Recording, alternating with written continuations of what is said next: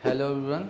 आप सभी को पता है कि कल 4 जून को नीट का रिज़ल्ट आउट हुआ है। एनटीए ने अपना रिज़ल्ट आउट किया है। हालांकि पेपर लीक की खबरें पहले भी थी और दूसरी बात यह है कि जो रिज़ल्ट आउट हुआ है वो बहुत ही ज़्यादा अनएक्सपेक्टेड है। साइंटिफिकली भी उसमें बहुत ज़्यादा प्रॉब्लम्स हैं जो सारे लोग नोटिस कर रहे हैं। हमने भी नोटिस किया, एनसीए की वेबसाइट में भी देखा। एक बच्चे के 718 नंबर आ रहे हैं, एक बच्चे के 719 नंबर आ रहे हैं। आप सभी को पता है कि अगर एक क्वेश्चन गलत हो जाता है तो 5 नंबर चले जाएंगे, तो 715 आने चाहिए, या बच्चे ने छोड़ दिया तो 716 आना चाहिए। मतलब ये है कि या तो 720 आएगा, अदरवाइज 716 और 715 आएगा। हाउ इज़ इट पॉसिबल कि 718 719 आ रहा है। फिर लेट नाइट एनटीए ने अपडेट दिया कि ग्रेस मार्किंग की गई है कुछ कंटेंट में, जहाँ पे पेपर थोड़ा सा लेट हो गया था या कुछ इश्यूज आ गए थे।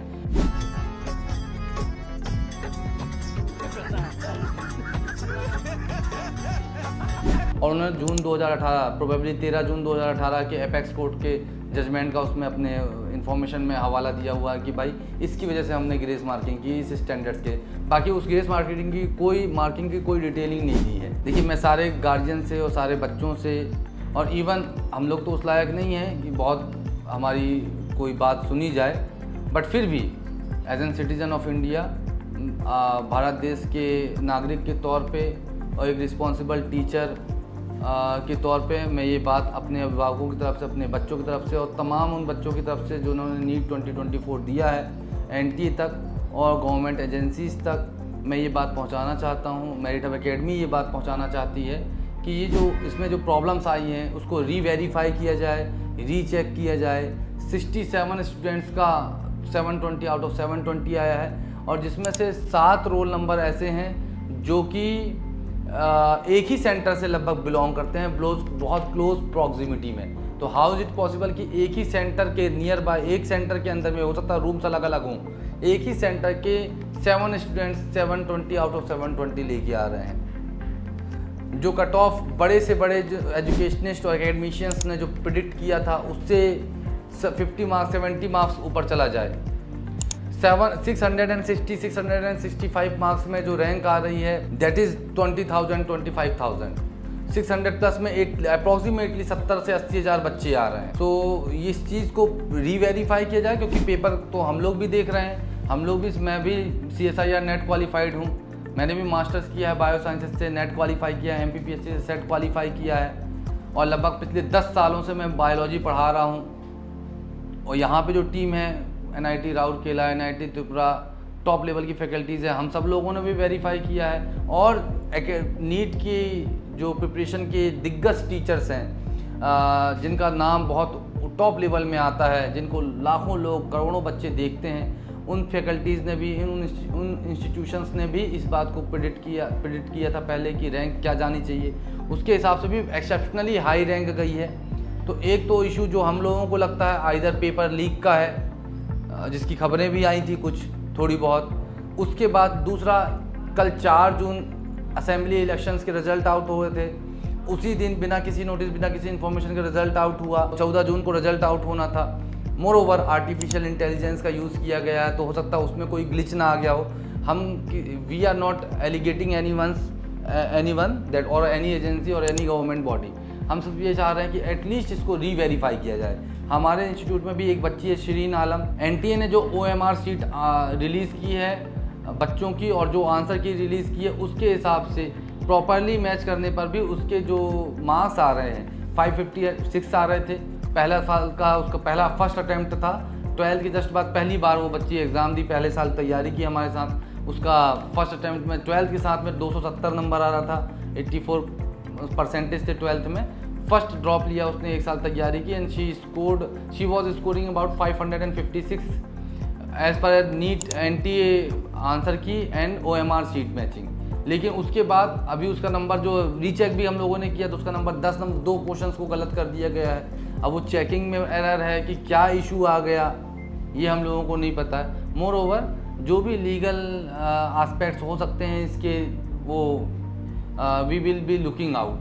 लेकिन एक बहुत इम्पॉर्टेंट सजेशन मैं यहाँ पर एनटीए को देना चाहता हूँ और गवर्नमेंट एजेंसीज़ को देना चाहता हूँ कि जिस तरीके से आप पेपर ऑनलाइन रखिए या ऑफलाइन रखिए, उससे बहुत इशू नहीं है, आप ऑफलाइन ही रखिए। लेकिन जिस तरीके से 2 अटेम्प्ट में JEE मेंस कराया जाता है, उसी तरीके से नीट में भी एटलीस्ट 2 अटेम्प्ट देने चाहिए गवर्नमेंट को।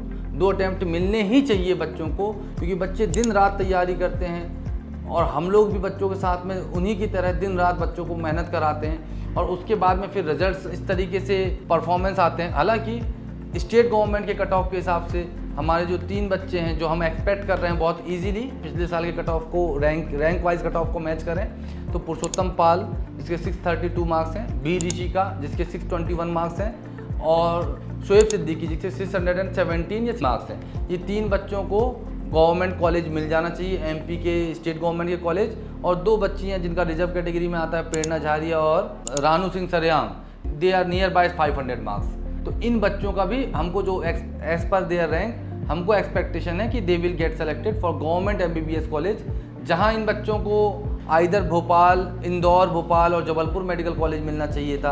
अब इन बच्चों को जो रैंक हम लोग देख पा रहे हैं या तो एकदम जो नए कॉलेजेस बने हैं अभी वो मिलेंगे या मैक्सिमम शेडोल मेडिकल कॉलेज तक मिल पाएगा। बहुत ज़्यादा अच्छा लग रहा है क्या तो ग्वालियर या रीवा।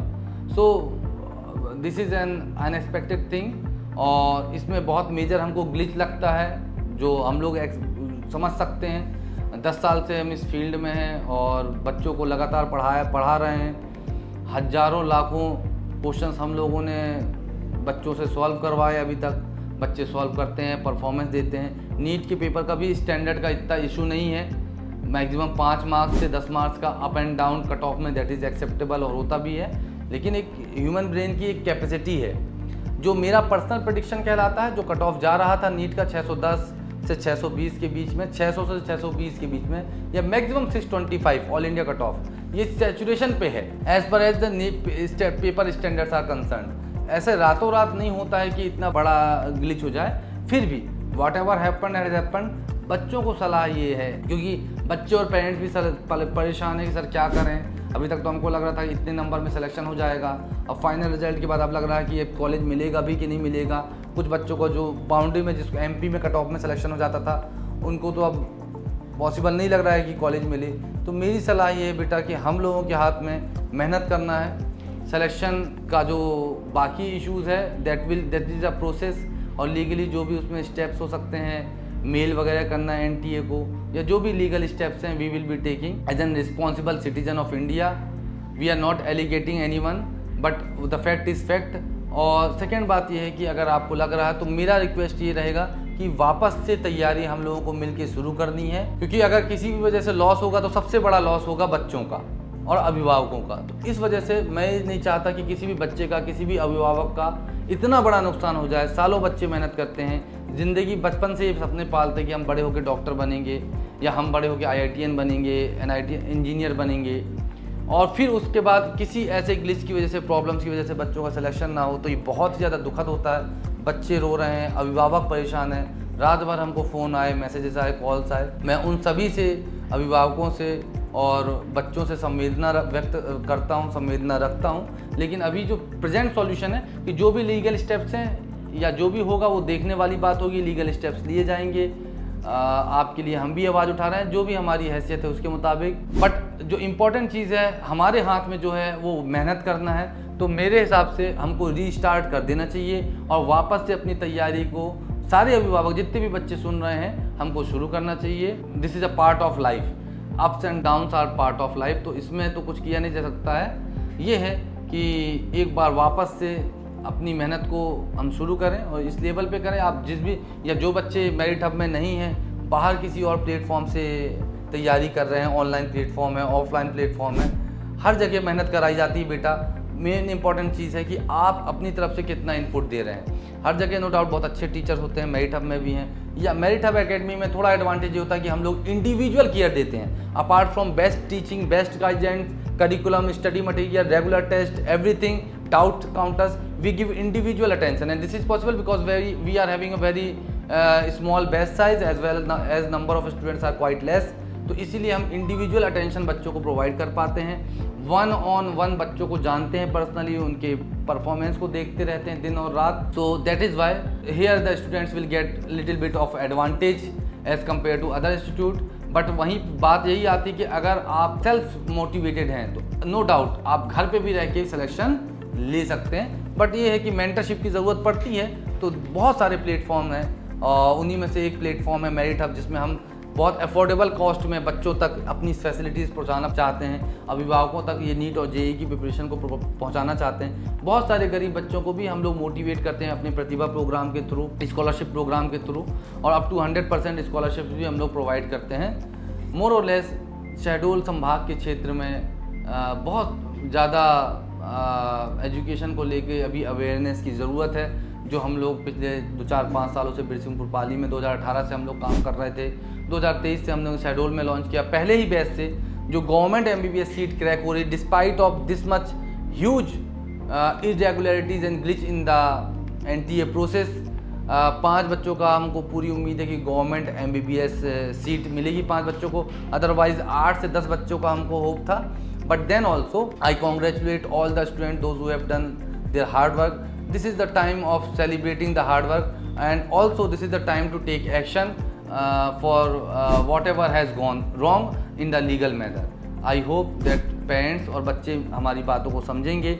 अभी भी मेरिट हब एकेडमी में एडमिशन्स ओपन है, रेसिडेंशियल प्रोग्राम है, non residential day boarding program भी है। अगर आप यहाँ के हॉस्टल ज्वाइन करना चाहते हैं, आप हॉस्टल भी ज्वाइन कर सकते हैं। अगर आप यहाँ पे सिर्फ बाहर रह के सिर्फ मेस की फैसिलिटीज़ लेना चाहते हैं यहाँ से, और क्लासेस की फैसिलिटी लेना चाहते हैं, वो भी अवेलेबल है। डे बोर्डिंग करना चाहते हैं, वो भी अवेलेबल है। तो मैं अभी भी पेरेंट्स से कहता हूँ कि please do come and join us and give a chance to give the best performance for your child. Thank you very much.